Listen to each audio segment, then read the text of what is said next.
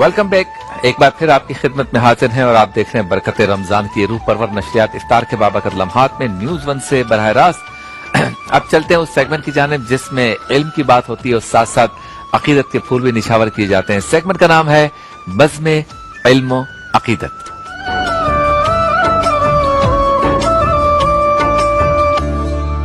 बज़्म इल्म अकीदत में आज दिलचस्प मौजू है अंधी तकलीद, और इस मौजू पे गुफ्तगू के लिए मौजूद हैं मेरे और आपके हम सब के बहुत ही मोहतरम और मुकर्रम शफीक जनाब हजरत अल्लामा सैयद मुज़फ़्फ़र शाह क़ादरी साहब। अस्सलाम वालेकुम। और इनके साथ मौजूद हैं हमारे दरस तरावी, जो हमारा सेगमेंट होता है बहुत ही खूबसूरत तरीके से उसको चलाते हैं, होस्ट करते हैं, मुकर्रर हैं अल्लामा निसाले उजागर साहब। आपको भी अस्सलाम वालेकुम। वालेकुम सलाम। तो अंधी तकलीद में हम कुछ गोशों को जो है वो कवर करेंगे।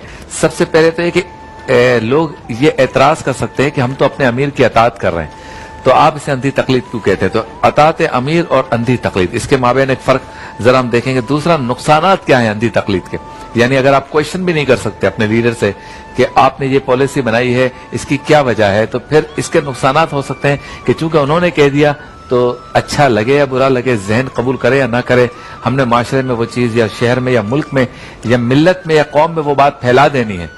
तो बगैर सोचे समझे जब इस तरह से काम किया जाए, इसके नुकसानात भी हो सकते हैं, इसकी तरफ बात करेंगे। और फिर ये कि कोई इस चीज का जिम्मेदार भी तो होगा ना, अगर फर्ज करें कि अंधी तकलीद कर ली और वो चीज माशरे में सरायत कर गई, तो अच्छाई फैली उससे या बुराई फैली, तो फिर उसका जिम्मेदार कौन होगा, इस पर बात करेंगे।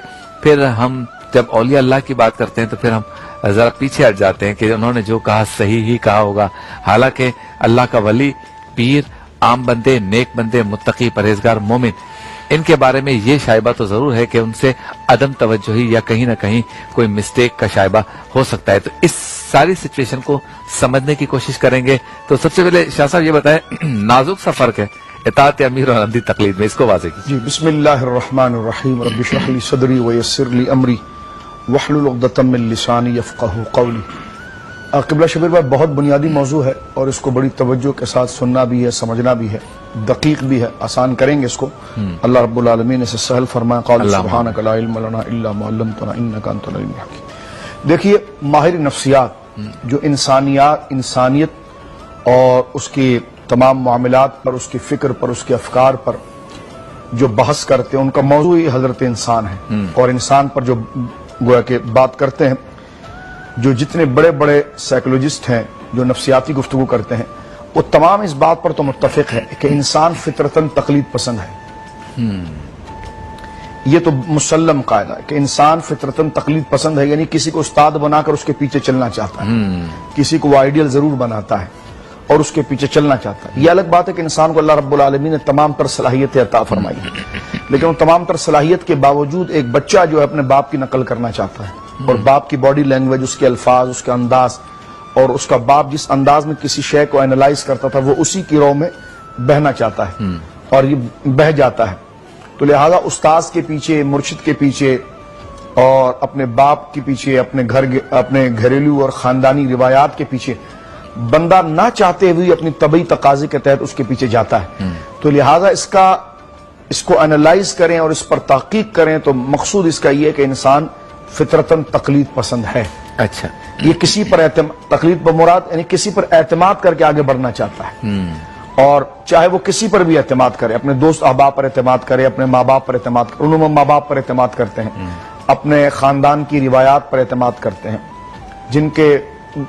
जिनका उनकी रिवायात में बड़ा अदब और लिहाज है, उनका वो एतमाद करते हैं। तो लिहाजा ये चीज अपनी जगह पर मुफीद तो है और नफा बख्श भी है, क्योंकि अल्लाह रब्बुल आलमीन जल्ला वाला ने इसको उसकी सरिश्त के अंदर डाला है। सही। और इसी की दुआ तो आप नमाज के अंदर भी करते हैं ना, एहदिनस सिरातल मुस्तकीम सिरातल लज़ीना अनअमता अलैहिम, या अल्लाह हमें सीधे रास्ते पर चला, और रास्ता उनका चला जिस पर तेरे नेक बंदे चल गए, यानी जो इनाम याफ्ता बंदे चले। तो देखें ये उसके पीछे चलने की बात तो की जा रही है, ठीक है। सही। या अय्युहल्लज़ीना आमनुत्तकुल्लाह वकूनु मास सादिकीन, ईमान वालों ईमान ले आए, तकवा इख्तियार किया तो अब सच्चों के साथ तुम हो जाओ। सही। यौम नदू कुल्ला उनासिम बिइमामिहिम, हर शख्स को उसके मानने वाले के नाम से उठाया जाएगा। और इस तमाम पिक्चर को क्लियर कर दिया कि फसअलू अहल ज़िक्र इन कुंतुम ला तालमून, کہ جو علم نہیں رکھتے وہ اہل علم سے پوچھ کر اپنی زندگی کو سنوارے. تو گویا کہ ایک بالائی طبقہ فکر کے اندر اور ایک اس کے مقابلے میں پست طبقہ, اسی پر پورا نظام دنیا چلتا ہے. فالوئنگز تو نظر آ رہی جی بالکل. اب یہ تو اس کا یہ بیلنس نقطہ نظر تھا, لیکن یہ کہاں پر خرابی کی طرف چلا جاتا ہے اور کہاں پر جو ہے کہ وہ خیر کی طرف آ جاتا ہے. تو سب سے پہلے دیکھیے کہ آپ نے جو ارشاد فرمایا کہ امیر کی اطاعت, آپ نے یہاں سے شروع کیا. تو میں یہ عرض کرنا چاہوں گا, آگے چل کر قرآن کی دیگر آیات کو ہم دیکھیں گے, لیکن قرآن مجید نے سورۃ النساء کے اندر ذکر کیا کہ یا ایھا الذین آمنوا اطیعوا اللہ واطیعوا الرسول, اے ایمان والو اللہ کی اطاعت کرو اور اس کے رسول مکرم صلی اللہ علیہ وسلم کی اطاعت کرو. وَأُولُو الْأَمْرِ مِنْكُمْ, اور جو اولو الامر ہیں ان کی اطاعت کرو. اولو الامر سے مراد یہاں پر دو تفسیریں ہیں. ایک تفسیر اس سے بادشاہ وقت ہے جو خود قرآن و سنت کو جانتا ہو, ایسا نہ ہو کہ بیٹھ کر اپنے قائد کے لیے قل اللہ پڑھے اور بھول جائے اور پھر علماء پر تنقیدیں کرتا رہے اور پورا پروگرام کرتا رہے کہ ان مولویوں نے کیا کیا کیا نہیں کیا. تو میں نے کہا آپ کو تو قل اللہ بھی یاد نہیں, کوئی مولوی ٹھیکیدار نہیں ہے, لیکن آپ کم سے کم قل اللہ تو یاد رکھتے جو آپ اپنے آپ کو مسلمان, جو آپ اپنے آپ کو مسلمان کہہ رہے. میں بہت اچھا, بالکل آپ ہم سے اچھے مسلمان ہیں, ہم نے کب کہا ہے, لیکن یہ کہ جس چیز پر آپ تنقید کرنے جا رہے ہیں اس پر آپ کو بھی تو کچھ چاہیے. خیر یہ ضمن ایک میں نے بات کر دی, اللہ رب العالمین ہمارے حال پر رحم کرے. فرمایا کہ ایمان والو اللہ کی اطاعت کرو اور اس کے رسول کی اطاعت کرو, اور جو تمہارے اولو الامر ہیں یعنی جن کے حکم کے تم تابع ہو. اب وہ دو ہیں, ریاستی اعتبار سے وقت کا یعنی حاکم, ریاست کا سربراہ, ایک تفسیر اس کی یہ بھی کی گئی, لیکن اصل تفسیر جو اس کی گئی ہے وہ علماء کی گئی ہے, کیونکہ اللہ کی اطاعت کرو, رسول کی اطاعت کرو اور حاکم کی اطاعت کرو. ٹھیک ہے نا.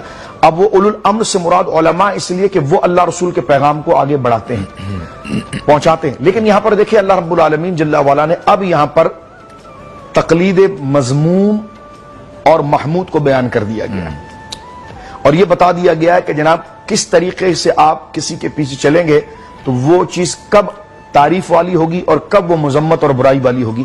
فرمایا کہ دیکھو اللہ کی اطاعت کرو اور اس کے رسول کی اطاعت کرو, اور جو تم پر اولو الامر ہیں, علماء ہوں یا ریاست کے ایسے بڑے ہوں, چلیں اس عمومی تفسیر کو لے لیتے ہیں, وہ اگر تمہارے لیے کوئی فیصلہ کرے تو تم اس کی اطاعت کرو. لیکن آپ یہاں پر دیکھیے اللہ رب العالمین نے تین ذات کی اتباع کا حکم دیا, اللہ کی اطاعت, رسول اللہ صلی اللہ علیہ وسلم کی اطاعت اور اولو الامر کی اطاعت. اولو الامر سے میں نے آپ سے کہا کہ ایک تفسیر اگر اس کی لے لی جائے ریاست کے سربراہ کی لے لی جائے, جبکہ وہ بھی قرآن و سنت کو جانتا ہو, اور اس کی جامع تفسیر مجتہدین اور علماء ہیں. صحیح, ٹھیک ہے. یہ اب لیکن آپ اس میں دیکھیے, میں دوبارہ پڑھتا ہوں, یا ایھا الذین آمنوا اطیعوا اللہ واطیعوا الرسول واولو الامر منکم. تو یہاں پر دیکھیں ذات تین بیان ہوئی ہے, اطاعت کا لفظ دو دفعہ آیا ہے, مخاطب تین ہے, یعنی بیان جن کا ہو رہا وہ تین ہے, اللہ رب العالمین, رسول کریم صلی اللہ علیہ وسلم اور اولو الامر. لیکن اطاعت کا لفظ کتنا ہے؟ دو. اطیعوا اللہ واطیعوا الرسول, اللہ کے ساتھ اطاعت کا لفظ آیا ہے اور رسول کے ساتھ ہے. اس کا مطلب یہ کہ مستقل اطاعت جن کی جو آنکھ بند کر کے چلنا ہے وہ اللہ کے فرامین ہے اور رسول کریم صلی اللہ علیہ وسلم کے ارشاد ہے. اولو الامر کے ساتھ اللہ رب العالمین نے اطاعت کو ذکر نہیں کیا, یعنی اس کو اس کے تابع رکھا ہے, اور آگے فرمایا کہ اگر اولو الامر سے بات چیت کرنے میں اور کسی مسئلے میں تمہارا تنازع ہو جائے فردوہ الی اللہ ورسول, تو پھر تم نے اللہ اس کے رسول کی طرف لوٹ کر آنا ہے. تو اس کا مطلب یہ پتا چلا کہ اصل جو اتھارٹی ہے جن کے پیچھے ہم آنکھ بند کر کے اس چیز کو مانیں گے اور وہ اتباع کامل کریں گے, اطاعت کامل کریں گے, کہ اطاعت تو یہ کہ حکم کو جو حکم دیا گیا ہے, آرڈر دیا گیا ہے, اس کو بس اسی طریقے سے مانا جائے اور اس میں اپنی عقل کو نہ دوڑایا جائے. اور اتباع یہ ہے کہ جیسی ان کی باڈی لینگویج ہے اس طرح کی ادا اور فزیکل چیزوں کو اپنایا جائے, اس کو کہتے اتباع. تو فرمایا کہ اللہ کی اطاعت کرو اور اس کے رسول کی اطاعت کرو صلی اللہ علیہ وسلم, اللہ کے فرامین کی اطاعت کرو اور رسول کریم صلی اللہ علیہ وسلم کے فرامین اور ان کی عملی زندگی کی اطاعت کرو, اور اس کے بعد جو اس کو آگے ڈیلیور کرنے والے علماء ہیں یا مجتہدین ہیں ان کی اطاعت کرو. لیکن مجتہدین کے قول میں بھی اگر ایسی چیز آ جائے جو تنازع کھڑا کر دے, اختلاف کھڑا کر دے, تو تم لوٹ کر پھر اللہ اس کے رسول کے قول کی طرف جاؤ. تو یہاں پر بتایا گیا کہ اتھارٹی جو ہے وہ اللہ اس کے رسول کی ذات ہے, لہذا جو بھی قول, جو بھی فعل, جو بھی عمل, جو بھی بات, جو بھی طریقہ اس کے خلاف ہوگا تو اس کے پیچھے چلنا اندھی تقلید کہلائے گی, وہ برا راستہ کہلائے گا. اور جو بھی بات اللہ اس کے رسول کے کہنے کے مطابق پر ہوگی تو وہ بری تقلید نہیں کہلائے گی, بلکہ فطرت کا وہ صحیح تقاضا ہوگا کہ اپنی منزل تک پہنچنے کے لیے اعتماد کیا جائے. اب میں تھوڑا سا آگے بڑھنا چاہتا ہوں. تقلید جس طرح امام اعظم ابو حنیفہ رحمۃ اللہ علیہ, امام شافعی رحمہ اللہ, حضرت امام مالک رحمہ اللہ, حضرت امام احمد بن حنبل رحمہ اللہ, ان کی جو تقلید فقہ کے اندر کی جاتی ہے, یہ بھی اللہ رسول کے قول کے تابع ہیں، یہ ہیں اولو الامر۔ اچھا، یہ وہ علماء ہیں جن کو اللہ نے یہ صلاحیت اور یہ قابلیت اور استعداد عطا فرمائی کہ یہ قرآن کریم فرقان حمید کے ان تمام احکامات کو جانتے ہیں کہ بندے کی عبادات سے متعلق کہاں خطاب ہوا ہے، بندے کی عقائد و نظریات سے متعلق کہاں خطاب ہوا ہے، بندے کی سماجی اور اخلاقی معاملات سے متعلق کہاں خطاب ہوا ہے، پھر ایک ایک یعنی عبادات کے ہزاروں شعبے ہیں، باریکیوں کو جان، باریکیاں، عقائد کی ہزار باریکیاں ہیں، اخلاق کی باریکیاں ہیں، تو ان کو اس کا علم ہے۔ لیکن اب ایک شخص اس کو براہ راست کیسے نکالے گا؟ تو ان علماء کو اللہ نے یہ صلاحیتیں دی تھی کہ انہوں نے جید علماء نے مل کر ایک اصول ایسے مرتب کیے ہیں، ایسے پرنسپلز مرتب کیے ہیں، ایسے پیمانے مرتب کیے ہیں کہ ان اصول اور اس پیمانے کو اس کی اینک لگا کر آپ اس مسائل کو گویا کہ تلاش کر سکتے ہیں۔ تو لہٰذا یہ تقلید اس لیے ناجائز نہیں ہے بلکہ جائز اور حکم ہے۔ فَاسْأَلُوا أَهْلَ الذِّكْرِ إِن كُنتُمْ لَا تَعْلَمُونَ، یہ اس کے حکم میں ہے کہ جب تمہیں کسی بات کا علم نہ ہو تو اہل علم سے پوچھو، اور علم کون ہے؟ اللہ اس کے رسول۔ واہ واہ، عقل علم نہیں ہے، زن علم نہیں ہے، صحیح، اٹکل پچھو علم نہیں ہے، خاندانی روایات علم نہیں ہے، خاندان اور برادری علم نہیں، علم اللہ اس کے رسول ہے بہت جو عطا ہے۔ تو لہٰذا اب دیکھیے، اب امام اعظم ابو حنیفہ کی تقلید کیوں کی جاتی ہے؟ یہ ایسی جیسے ایک شاگرد اپنے استاد پر اعتماد کرتا ہے۔ اسکول کے اندر جب بچہ جاتا ہے، پہلی اس کی کلاس ہوتی ہے، استاد بلیک بورڈ پر ایک لمبی لائن کھینچتا ہے اور کہتا ہے کہ بیٹا یہ الف ہے، تو شاگرد کے پاس استاد کے بغیر اور کوئی دلیل نہیں ہوتی۔ اگر اس سے کوئی پوچھے، میں پوچھوں، شبیر بھائی پوچھے کہ بیٹا یہ الف ہے، آپ کے پاس دلیل کیا ہے؟ وہ کہے گا میرا استاد کا اعتماد ہی میری دلیل ہے، واہ واہ، کیونکہ میرے استاد پر اعتماد کر کے میں نے اس علم کو سمجھا ہے۔ لہٰذا تقلید شرعی جس کو مسلمان کرتے ہیں، اور اس وقت اگر آپ دیکھیں تو پوری دنیا کے اندر 80% نہیں 90% سے زیادہ مسلمانوں کا اگر آپ گراف دیکھیں گے، وہ یا تو امام شافعی کے فقہ کو دیکھتے ہیں، یا امام احمد کے فقہ کو دیکھتے ہیں، یا امام اعظم یا امام مالک کے فقہ کو دیکھتے ہیں۔ اگر آپ پاکستان دیکھیں، بنگلہ دیش دیکھیں، انڈونیشیا دیکھیں، ترکی دیکھیں، افغانستان دیکھیں، یہ پورا خطہ امام اعظم ابو حنیفہ رحمہ اللہ کو اپنا استاد مان کر ان کے بتائے ہوئے طریقے پر اعتماد کر کے قرآن و سنت سے مسائل اخذ کرتا ہے۔ عرب کنٹری میں اگر آپ آ جائیں تو وہاں پر مالکی اور حنبلی گویا کہ زیادہ، افریقہ میں اگر آ جائے تو پورے مالکی زیادہ تعداد میں موجود ہے۔ تو یہ جو ہے یہ مذموم نہیں ہے، یہ برا طریقہ نہیں، یہ وہی طریقہ ہے کہ صراط الذین انعمت علیہم، یہ وہی طریقہ ہے کونوا مع الصادقین، یہ وہی طریقہ ہے کہ فاسألوا اہل الذکر ان کنتم لا تعلمون۔ یہ اس لیے کہ اس میں اعتماد ان پر کیا جا رہا ہے کہ یہ جو بتا رہے ہیں، اللہ نے علم کو علم دی ہے، صلاحیت بھی دی ہے، تقوی بھی دیا ہے، تو یہ جو بات ہمیں بتا رہے ہیں نا، یہ قرآن و سنت ہی سے بتا رہے ہیں، کوئسچن نہیں ہے۔ ہاں، ان پر اعتماد کر کے اس مسئلے کو سمجھا جاتا ہے۔ بعض لوگ اعتراض کرتے ہیں کہ بھائی تقلید کا معنی تو یہ ہے کہ بغیر دلیل کے، بغیر مطالبہ دلیل کے قول کو ماننا۔ تو میں نے کہا تھوڑا سا ٹھنڈا دماغ رکھیں آپ، جب ساری امت اس مسئلے پر عمل کر رہی ہے تو ان کو نہیں پتا اس تعریف کا کیا مطلب ہے، تو میں سمجھا دیتا ہوں۔ مطلب یہ ہے کہ بغیر مطالبہ دلیل کے، یعنی امام اعظم ابو حنیفہ رحمۃ اللہ علیہ نے ایک مسئلہ بیان کیا، امام شافعی نے بیان کیا، دیگر مجتہد نے بیان کیا، اب ان کا ماننے والا بغیر دلیل کے مطالبے کے اس مسئلے پر اعتماد کر رہا ہے تو دلیل مانگ نہیں رہا، اس کا یہ ترجمہ نہیں کہ اس مسئلے پر دلیل نہیں ہے، دلیل موجود ہے، دلیل موجود ہے لیکن وہ مطالبہ دلیل نہیں کر رہا۔ اس کا علم کا گراف جیسا بڑھتا چلا جاتا ہے تو اس کو دلیل پتہ چلتی چلی جاتی ہے کہ امام اعظم ابو حنیفہ نے یہ کہاں سے لیا ہے، امام شافعی نے یہ کہاں سے لیا ہے۔ تو لہٰذا تقلید کی تعریف میں اس بات میں الجھن پیدا کرنا، یہ ذہن میں الجھن آ جانا کہ جناب بغیر دلیل کے کسی قول کو لے لینا، تو میں نے کہا کسی کے قول سے مراد کون ہے؟ وہ اولو الامر ہے جن کو اللہ نے یہ صلاحیت دی ہے۔ آج کل کے وہ لوگ نہیں جو قرآن کا ترجمہ کر کے مسائل صرف بیان کر رہے ہو، ان سے مراد وہ لوگ ہیں جن کے مسائل ہم نے گزشتہ درس میں آپ کے سامنے ذکر، یعنی صلاحیت بھی ہے، اتھارٹی بھی ہے، تو تقلید اسی کی جاتی ہے جس کو یہ اتھارٹی ملی، اس میں صلاحیت بھی ہے۔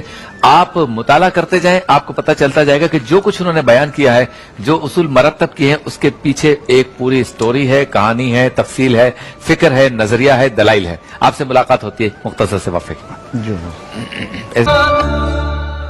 خوش آمدید، ایک بار پھر آپ کی خدمت میں حاضر ہیں اور بزم علم و عقیدت میں ہم موجود ہیں۔ اندھی تقلید پہ گفتگو ہو رہی ہے۔ وقفے پر جانے سے پہلے شاہ صاحب نے تقلید اور تقلید کس کی ہونی چاہیے، کس کے پاس اتھارٹی ہے، کس حد تک صلاحیت ہونی چاہیے، ان سب چیزوں کا احاطہ کیا، ساتھ ساتھ اللہ اس کے رسول کی اطاعت اور اتباع کے حوالے سے گفتگو فرمائی اور اسے تقلید اور اس میں کتنا فرق ہے اس کو واضح کیا۔ شاہ صاحب اب چلتے ہیں ان لوگوں کی طرف جن لوگوں کا تعلق اس طبقے سے نہیں ہے، यानी ये तो اس لیے ایک کلاس ہو گئے, یعنی اللہ اس کے رسول کے نام کے ساتھ واطیع آ گیا, یہ ایک کلاس ہو گئے. اور اولو الامر کے ساتھ آپ نے جیسے بتایا کہ ان کو یہ اتھارٹی ہے, ان کے پاس صلاحیت ہے, دلائل بھی ان کے پاس ہیں. یہ تو صاحب مطالعہ ہو, اتنی سوچ آپ میں گہرائی ہو کہ آپ سمجھ سکیں کہ اس نے ہر فیصلہ کیوں دیا. اب آ جاتے ہیں معاشرے پر. یہاں پہ جو تقلید ہو رہی ہے کہ میرے چچا نے کوئی بات کہہ دی نا تو وہ بالکل صحیح ہے, کیوں آپ کو نہیں پتا وہ کتنے پہنچے ہوئے, فلاں پیر نے کہہ دی تو. اب اس میں کچھ چیزیں ٹھیک بھی ہو سکتی ہیں, اس طرح سیاست میں آ جائے تو پھر لیڈروں کی اندھی تقلید آ جاتی ہے. اس کے متعلق بتائیں کہ وہاں پیمانہ پہلے کیا ہونا چاہیے کہ ہم جب کسی کی تقلید کر رہے ہیں روزمرہ زندگی میں, کسی نقطۂ نظر پر اس کی بات مان رہے ہیں, کسی پلاننگ میں ہم اس کی بات مان رہے ہیں, کسی سوچ پر اس کی بات مان رہے ہیں, تو وہ اس کا پیمانہ کیا ہونا چاہیے؟ دیکھیے پیمانہ تو قبلہ شبیر بھائی اللہ اس کی رسول کا قول ہے, قرآن و سنت. بلکہ دیکھیے شریعت مطہرہ کے دلائل اصلاً 3 ہیں, قرآن, سنت اور اجماع صحابہ. صحیح. اور اس کی فرع پھر قیاس ہو جاتی ہے. تو اس ترتیب کے ساتھ ہم دلائل, پھر اس ترتیب سے پھر ہم بعد میں کہتے ہیں کہ دلائل شریعہ 4 ہے. لہٰذا کوئی بھی ایک مسلمان جب وہ کلمہ طیبہ پڑھ لیتا ہے تو وہ اپنی فطرت کا حق پا لیتا ہے, وہ اپنی زندگی کے مقصد کو سمجھ لیتا ہے, وہ اپنی تخلیق کے مقصد کو سمجھتا ہے کہ جس مقصد کے لیے اس کو پیدا کیا گیا اس کو اپنی راہ مل گئی. صحیح. تو جب اس نے کلمہ طیبہ پڑھ کر اپنی زندگی کے مقصود کو, مطلوب کو, مراد کو پا لیا, تو اب اس کا کمال یہ ہے کہ اب جس کا اس نے کلمہ پڑھا ہے اس کے احکام کے تابع ہو جائے. لہذا جب اس کے احکام کے تابع ہوگا تو اس کا عقیدہ, اس کی سوچ, اور ایسی سوچ تو کسی بھی قسم کی آ سکتی ہے, لیکن ایسی سوچ جس کو وہ نظریہ بنا لے, جس پر وہ دل جما لے, ایسی سوچ جو دل میں ایسی جم جائے کہ اس کے خلاف چیز کو پسند نہ کرے, تو یہ تو عقیدہ ہے. تو لہٰذا یہ وہی ہوگا جو اللہ اس کے رسول نے تعلیم دی ہے, صحابہ کرام کے آثار نے جس چیز کو ظاہر کیا, امت کے اجماع نے جس چیز کو ظاہر کیا. ٹھیک ہے نا. اب لہٰذا کوئی بھی ایسی فکر جو عقیدہ اختیار کر جائے, عقیدے کے درجے تک پہنچ جائے, یا کوئی ایسی بات, یا اپنے گھر میں یا اپنی سماج میں کوئی ایسی رسم کو نافذ کرنا جو اللہ رب العالمین کے احکام کے, نبی کریم علیہ السلام کے فرمان کے, صحابہ کرام رضوان اللہ اجمعین جو قرآن و سنت کو عملی جامہ پہنا کر اپنے فتاووں کے ذریعے, اپنے عمل کے ذریعے آگے بڑھایا, اس کے اگر وہ خلاف جاتا ہے. اب خلاف جانے سے مراد کیا ہے؟ یا تو وہ صریح خلاف ہو کہ جناب جو چیز ہے وہ سامنے بالکل واضح ہے, یا جناب جو ہے کہ اس کے اثرات بعد میں جا کر جو ان تعلیمات اسلام کی جو روح ہے اس کے خلاف وہ اثرات پڑ سکتے ہیں. تو مجموعی طور پر یہ کہ جب اللہ اس کے رسول کے قول کے خلاف اگر کوئی فکر رکھے, یا اپنے گھر میں کوئی رسم لائے, یا کوئی بات لے کر آئے, تو وہ ایسی چیز ہوگی جس کو اندھی تقلید کہا جائے گا, اور اس کو شریعت مطہرہ پسند نہیں کرتی. چاہے وہ آپ کی سیاسی جماعت کے لیڈر ہو, چاہے وہ آپ کے ڈاکٹرز کی تلقین ہو, چاہے وہ ممبر پر بیٹھے وہ آپ کے علماء کی بات ہو, چاہے آستانوں میں بیٹھے وہ مشائخ کی بات ہو, چاہے ایک باپ کا اپنے بچے کو تلقین کرنا ہو, چاہے ایک ادارے کے پنچ اور سربراہ کا اپنی سوسائٹی, اپنی برادری کے لیے کوئی رسم اور کوئی حرکات کو لانا ہو, وہ اگر شریعت مطہرہ اور قرآن و سنت کے ساتھ جا کر ٹکرا جائے گی تو ایسی کی اتباع کرنا, اس میں ہاں ملانا حرام ہے, جہنم میں لے جانے والا کام ہے, اور اس کو اندھی تقلید کہا جاتا ہے. اب آئیے اب سورہ المائدہ کی طرف. اس کی کئی آیات قرآن کریم میں اس بات کی طرف ذکر کی جاتی ہے. کفار و مشرکین پاگل تو نہیں تھے, لیکن ان کو کیوں برائی لگی, ان کے لیے کیوں فساد ہوا؟ اس لیے کہ ان کے خاندان میں کسی ایک بڑے بوڑھے نے اپنی طرف سے گویا کہ ایک رسم نکالی, اور اگلے اندھے بن کر اس کے پیچھے چل پڑے, یا اس لیے چل پڑے کہ یہاں مزہ بہت ہے, یہاں لذت بہت ہے, تو تھوڑا دین کا نام لے کر تھوڑا انٹرٹینمنٹ بھی ہو جائے, چھاپ دین کی بھی رہے. باہر چرس پیئیں گے تو منع ہے, خدا نہ یعنی اللہ کے اولیاء کے دربار پر قبضہ کر کے سائیڈ میں اگر چرس اور بھنگ پیئیں گے, نشہ کریں گے, تو گوئیں گے کہ جناب یہ آستانوں کے آغوش کے اندر آ گئے. تو گویا کہ اس کو اس قسم کا رنگ دینا اور پھر اس کو پرموٹ کرنا. تو اب آپ دیکھیں ایک بندے نے غلط کیونکہ غلطی کی طرف جانے والا جانتا ہی غلط ہے, لیکن اس کے نفس کی راحت ہوتی ہے. اس شیطان جو ابھارتا ہے اس کے لیے, کیونکہ عبادات کی طرف آنا نفس پر مشقت کرنا ہے, کیونکہ مومن کے لیے دنیا قید خانہ ہے, اس کے لیے راحت قبر و حشر کے اندر ہے. نماز پڑھنے کے لیے اسے وقت دینا پڑتا ہے, اپنی دیگر چیزوں سے جان چھڑا کر گویا کہ اپنی توجہ اللہ کی طرف لانی پڑتی ہے, شیطان اور نفس سے جھگڑا کرنا پڑتا ہے, اور یہ تو سیدھا سیدھا دنیا کا راستہ ہے اور شیطان کا راستہ ہے, شیطان اس کو آگے بڑھاتا رہتا ہے. تو لہٰذا اب کہنے کا مقصد یہ ہے کہ ایک کسی جاہل شخص نے, کیونکہ اندھی تقلید کی بنیاد ہے جہالت اور محض عقل کی پیروی. جہالت سے مراد کیا ہے؟ بندہ پڑھا لکھا بھی ہو تو وہ بھی جاہل ہو سکتا ہے. جہالت جب پیدا ہوتی ہے کہ جب بندہ اللہ اس کے رسول کے قول کے سامنے آ جاتا ہے. اللہ، یہ ہے جہالت. اندھی تقلید کیا ہے؟ گمراہی کیا ہے؟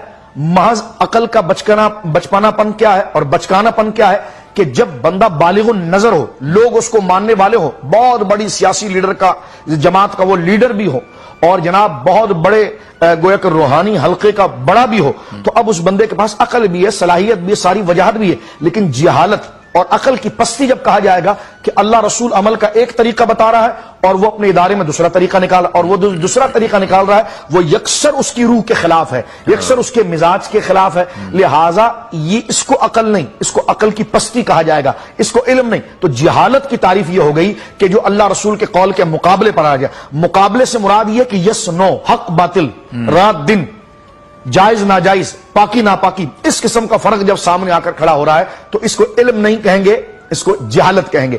اب دیکھیں قرآن مجید فرقان حمید کیا کہتا ہے. سورہ المائدہ میں ارشاد ہوا وَإِذَا قِيلَ لَهُمْ تَعَالَوْا إِلَى مَا أَنزَلَ اللَّهُ وَإِلَى الرَّسُولِ، جب ان سے کہا جاتا ہے کہ آؤ اس چیز کی طرف، اس کلام کی طرف، اس بات کی طرف جو اللہ کی طرف سے نازل ہوا قرآن، وَإِلَى الرَّسُولِ، اور جو اس کے رسول نے شریعت دی، قالوا حسبنا ما وجدنا علیہ آبانا، وہ کہتا نہیں ہمارے لیے تو وہ روایات کافی ہیں جو ہمارے باپ دادا سے چلی بھائی. اللہ آگے جواب کیا دیتا ہے اولو کان آباؤہم لا یعلمون شیئا، کیا پتا ان کے ماں باپ کسی چیز کو جانتے ہی نہیں تھے، لا یہتدون، اور نہ وہ ہدایت یافتہ تھے.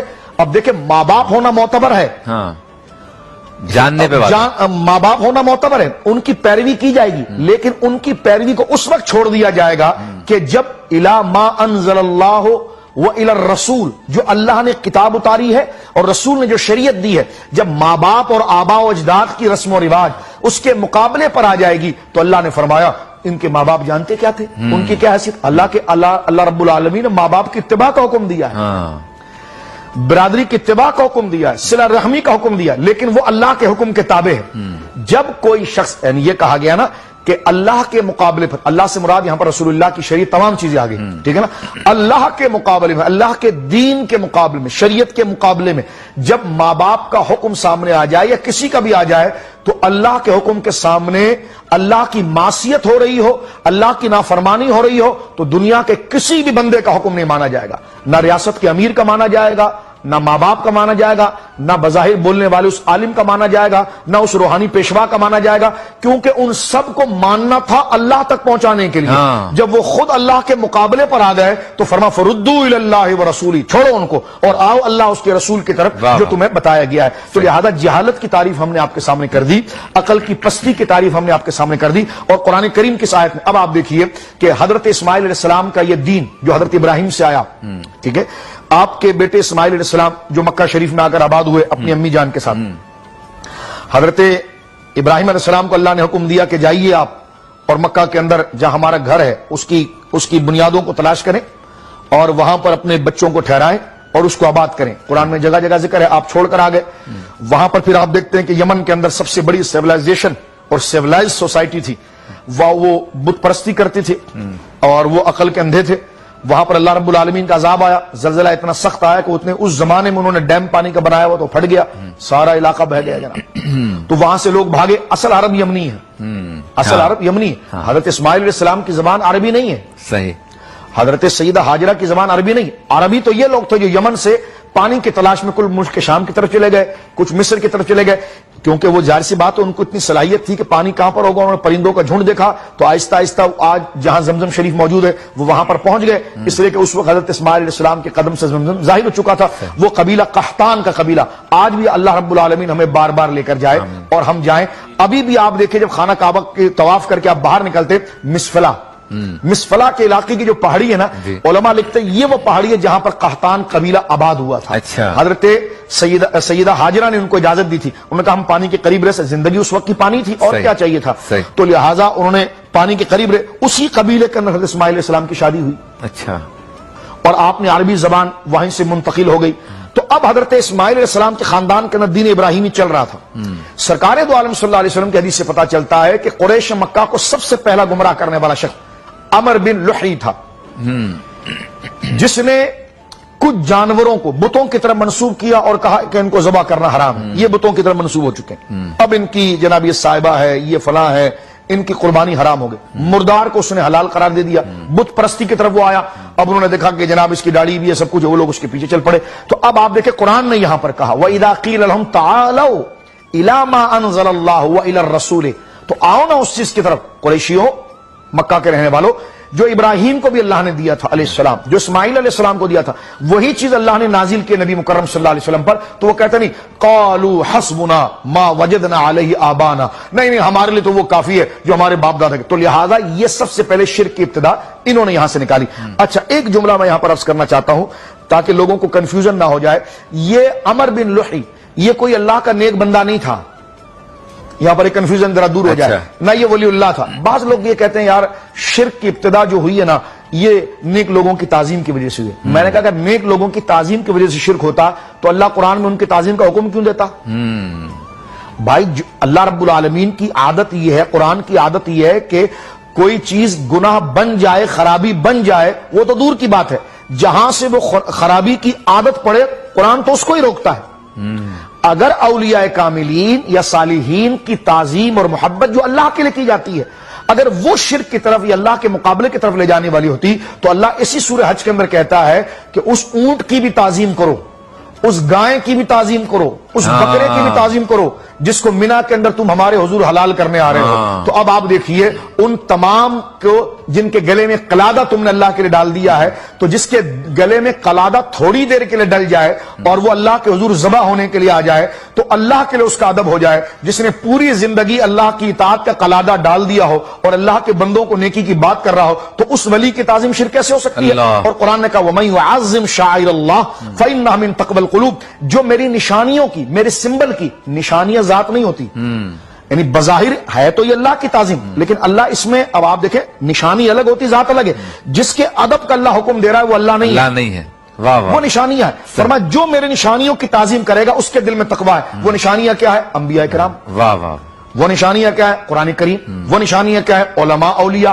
तो अब आप देखिए, मैं आखिरी बात यहां पर अर्ज करना चाहता हूं, नाज़रीन इस बात को गौर करें, बहुत सिंपल इस बात को देखें। अभी आप अल्लामा इब्न कसीर की किताब अल बिदाया वन निहाया देखें, तारीख कदीम पर एक मुस्तनद किताब है अल बिदाया वन निहाया। 7वीं सदी हिजरी में ये इंतकाल कर गए थे, तो इससे पहले का जितना जमाना उन्होंने कवर करना था, हजरत इब्राहिम से उन्होंने तारीख को कवर करना शुरू किया, यहां तक कि 7वीं सदी हिजरी तक एक जामे तारीख उन्होंने लिख दी, अल बिदाया वन निहाया, यानी इब्तिदा से लेकर इंतहा उन्होंने अपनी किताब का नाम रख दिया। अब आप आ जाइए उसमें उस बहस की तरफ और आप उसकी इंडेक्स खोलिए। इंडेक्स क्या? आप मेरी शबीर भाई आप मेरी लाइब्रेरी में आए तो मैं बताऊंगा, आप कहेंगे शाह साहब वो दौर गया, अब तो ये स्मार्ट मोबाइल हाथ में है और जनाब इसमें 4G मौजूद है और अभी गूगल साहब मौजूद है, अभी किताब लिखूंगा टक करके किताब मेरे सामने आ जाएगी। तो लिहाजा आप अभी आइए, उर्दू तराजिम भी उसके मौजूद है, उसमें आप देखिए कि अरब में बुत परस्ती कैसे शुरू हुई, इसका उन्वान दिया है अल्लामा इब्न कसीर ने। अब आप देखो अंधी तकलीद क्या है, लिखा हुआ है, लेकिन फिर भी हम कहें मजारों से शिर्क फैल गया, वलियों से शिर्क नहीं। हमने कहा ये बात ना करें, ऐसी बात ना करें, ये फिर कवारीद की बात इजाजत नहीं देती। जो चीज उम्मत के अंदर तसलसल के साथ चली आई उसके ऊपर दलाइल मौजूद है। अब आप देखिए कि वहां पर अल्लामा इब्न कसीर ये नुक्ता लिखते हैं कि अरब के अंदर गुमराही शिर्क कैसे फैला, लोगों में बुत परस्ती की आदत कैसे आई, लोगों में बुत परस्ती की आदत कैसे आई। तो उधर वो लिखते हैं कि 2 शख्स थे, एक जो नायला और एक असाफ। ये जो या लात और नायला या नायला और असाफ, ये जो 2 बुत, ये 2 बंदे थे, एक मर्द था और एक औरत। इनको ये बदबख्ती सर पर आई कि इन्होंने खाना काबा के अंदर बदकारी की। अच्छा, अल्लाह का अजाब, ये जितनी अब तारीख उठाएं आप, अल्लाह का अजाब इन पर आया और ये पत्थर के बन गए। काफिरों ने पत्थर पर बने हुए लोगों को, शैतान ने उनको उकसाया और शैतान ने कहा अब शैतान ही बंदे को उभारता है, यानी बेजा अदब के अंदर, बेजा चीजों के अंदर उसने उभारा और उभार कर कहा कि जनाब इनको आप ताजीम शुरू करें। तो एक उन्होंने सफा पर पत्थर रखा, एक उसको मरवा में रखा। तो वो भागते थे सफा मरवा इसलिए, तो जब कुरान ने यह कहा ना कि सफा मरवा में भागो, तो सहाबा ने हुजूर से सवाल किया बुखारी शरीफ में, या रसूलल्लाह तो हमारे साथ तो मुशरिक भी भागते हैं, हम भी भागेंगे तो पता चलेगा कैसे, दोनों का स्टाइल एक है। वो कहते जी वो भी پرشاد بانٹ رہے ہیں، آپ نیاز بانٹ رہے ہیں، ایک جیسی چیز ہے. تو میں نے کہا مسئلہ تو وہاں حل ہو گیا. وہ بھی کہہ رہے ہیں کہ بھائی آپ بھی بھاگ رہے ہیں ہم بھی بھاگ رہے ہیں، تو دونوں بھاگ رہے ہیں، تو کیسے پتا چلے گا مشرک کون ہے محمدی کون ہے؟ تو سرکار نے فرمایا وہ بتوں کے ادب کے لیے بھاگ رہا ہے تو خدا کے ادب کے لیے بھاگ. واہ واہ. لیکن بظاہر دیکھیں سٹائل جو ہے وہ ایک تھا. اب نائلہ اور اصاف جن کی پوجا مشرکین مکہ کر رہے تھے، نہ وہ ولی اللہ تھے نہ وہ انبیاء تھے. میں نے آپ کے سامنے بتایا وہ دونوں بدکار تھے. تو بدکاروں کو انہوں نے معبود بنا لیا تھا، اور حال ان کا یہ تھا کہ جناب جو ہے کہ وہ ان کو شیطان نے اس پر اکسایا اور ان پر بڑھایا، اور اسی میں پھر وہ چیز آگے بڑھتے ہوئے دیگر بتوں کا اضافہ انہوں نے کرنا گویا کہ شروع کر دیا. اب میں آخری بات یہاں پر ختم کرنا چاہتا ہوں، وہ یہ ہے کہ یہ کہا جائے، یہ حدیث اگر پڑھی جائے کہ حضرت امام جعفر صادق اور سلسلۃ الذہب سے یہ روایت ہے اہل بیت سے کہ سرکار علیہ الصلوۃ والسلام نے اس بات کو ذکر کیا کہ لعن اللہ الیہود والنصارى.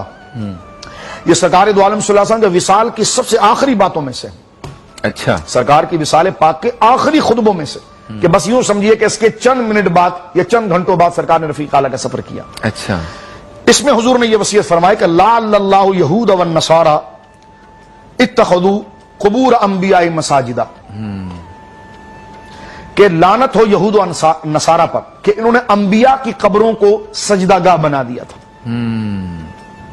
اب اس حدیث کو سمجھنا پڑے گا. اب اس حدیث کو بنیاد بنا کر اگر آپ اولیاء کے ادب کی طرف آئیں، پھر وہ اندھی تقلید کی بات چل رہی ادب آئے، تو میں کہتا ہوں ذرا تھوڑا سے رک جائیں تھوڑا سے آپ اور غور کریں. اس وقت اپنے دماغ کو صرف آپ ایک بلیک بورڈ بنا لیں، اور میں آپ کے سامنے روایت پڑھتا ہوں کہ لعن اللہ الیہود والنصارى اتخذوا قبور انبیاء مساجدہ. ٹھیک ہے، اتخذوا، ٹھیک ہے، ایک لکھ دیا آپ، قبور انبیاء مساجدہ، بنایا انہوں نے انبیاء کی قبروں کو مسجد. ٹھیک ہے، اچھا یہ حدیث کے ایک ایک لفظ بتا رہا ہے کہ یہ کام بڑا غلط ہوا ہے. اب آئیے قرآن کے نزدیک. اب قرآن کہتا ہے واتخذوا من مقام ابراہیم مصلی، اس کو بالکل اس کے نیچے لکھیں. ادھر ہے ماضی کا جمع کا صیغہ، یہاں امر کا صیغہ، ادھر بھی اتخاذ ادھر بھی اتخاذ.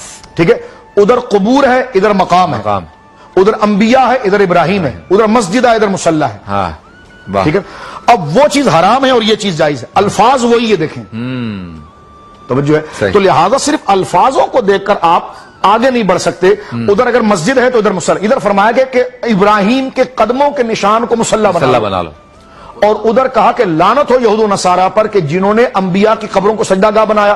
تو ادھر قبر تھی ادھر کھڑے ہونے کی جگہ ہے، آثار تو پائے گئے. مسئلہ یہ تھا کہ مشرکین یہ کرتے تھے کہ قبروں کو، یہود و نصارہ قبروں کے سامنے، عین قبر کے سامنے اس کو سجدہ کرتے تھے اور اسے معبود یقین کر کے سجدہ کرتے تھے. لیکن اگر آپ یہ دیکھیں سجدہ اللہ رب العالمین کو ہو اور معبود برحق وہی ہے، اسی کو گردانا جائے، اسی کو یقین کیا جائے، اور انبیاء و صالحین کا قرب اس کے کہنے پر لیا جائے کیونکہ اس کے پسند ہے، تو اس کو شرک نہیں، اس کو تبرک کہا جاتا ہے. جس طرح آج بھی اللہ رب العالمین کے حرم میں آپ جائیں گے تو اللہ کہتا ہے آؤ اس جگہ پر جہاں ابراہیم نے کھڑے ہو کر نماز ادا کی تھی. تو لہذا اب دیکھیں یہ مشرکین مکہ کا شرک چلا تو اللہ رب العالمین نے سے فرمایا کہ نہیں، ابراہیم نے کوئی یہ دعوت نہیں دی تھی، نہ ابراہیم یہودی تھے نہ ابراہیم نصارہ تھے، وہ ان سے آگے گویا کہ مقام پاک پر، مقام حنیف پر تھے، یعنی وہ موحد تھے، وہ ایک خدا کی عبادت کرنے والے تھے. یہ رسم و رواج تم کہاں سے لے کر آئے کہ قالوا ما وجدنا قالوا حسبنا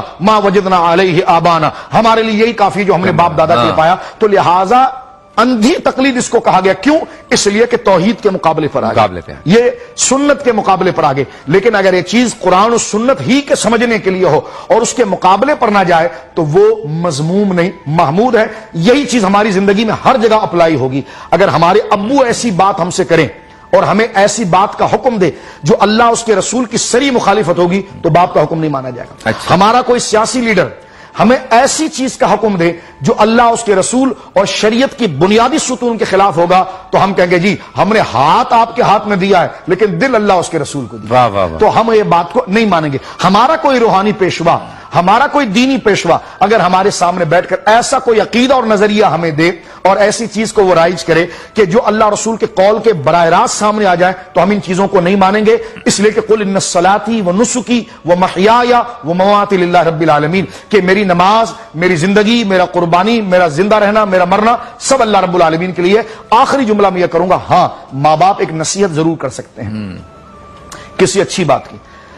देखें पुराने बड़े बूढ़े जो ना पढ़े लिखे नहीं थे, लेकिन कुछ इल्म शब्बीर भाई सीना बसीना आया है। आपने भी, नाजरीन ने भी, मेरी बहनें भाई देख रहे हैं, हमारी दादियां नानियां कुछ ऐसी बातें करती थी कि उन्होंने किताबें नहीं पढ़ी, लेकिन वो आयन किताब के मुताबिक होती थी, एक्सपीरियंस से भी और सीना बसीना। बिल्कुल। मैंने अपनी फूफी जान जो मेरे वालिद गिरामी रहीमहुल्लाह की बहन थी, तो मैं उनके बड़े करीब, मुझसे बड़ी मोहब्बत करती, वो बज़ाहिर कुरान शरीफ ही पढ़ी हुई थी, लेकिन वो मुझे ऐसी ऐसी नसीहत करती थी कि जब मैंने दरस निजामी किया और पढ़ने के जब मैं करीब आया तो मैंने कहा वाकई में ये तो वो बातें हैं कि जो बचपन में मैंने अपने घर में सुनी थी, हालांकि उन्होंने दरस निजामी नहीं किया हुआ था। तो पता चला ये वो बातें जो प्रैक्टिकल, यानी कुरान और सुन्नत जब आपकी हैबिट और आदत बन गई ना, तो वो आपके खानदानों में आना शुरू हो गए। तो अगर ऐसी नसीहत आपकी दादी, आपकी नानी, आपके दादा, नाना, अब्बू, रिश्तेदार या सियासी लीडर आपके नसीहत के तौर पर करे, और वो नसीहत अच्छी हो और वो शरीयत के किसी बुनियादी काम के फैलावे में कहीं फिट हो सकती हो, उसकी वसत में आ सकती हो, तो उसको लेने में हर्ज नहीं, बशर्ते कि अगर वो कोई नसीहत ऐसी हो जो सिर्फ नसीहत हो, उसको छोड़ने में कोई गुनाह ना हो। तो अगर कोई अगर उसको ना करता हो तो फिर उसको तनकीद का निशाना ना बनाया जाता हो, उसको डांट डपट ना की जाती हो, महज नसीहत लेती हो, तो लिहाजा यह भी शरीयत मुतहरा में जायज है, इसलिए कि हिकमत मोमिन की खोई ही हुई वो दौलत है, वो गोया के एक सरमाया है कि जिसको मोमिन कहीं से भी हासिल कर लेता है। सुभान अल्लाह, माशाअल्लाह। तो सारी बात वाज़ेह हो गई कि असल पैमाना अल्लाह और उसके रसूल और शरीयत है। अगर कोई शरीयत से टकराता है, अल्लाह उसके रसूल के अहकामात से टकराता है, बात नहीं मानी जाएगी। और अगर उसके पैराए में आता है, उस दायरे में आता है, उसी को मरकज समझता है, तो यकीनन इताअत की जाएगी, उसकी बात भी मानी जाएगी, उसके पीछे भी चला जाएगा। और यहां तक बात आ गई कि अगर वालिदैन में से अगर वालिद आपको किसी ऐसे काम की तरफ जबरदस्ती लेकर जाए जो शरीयत से टकराती हो, तो आप उनको भी मना कर सकते हैं। आपसे मुलाकात होती है मुख्तसर से वक्फे।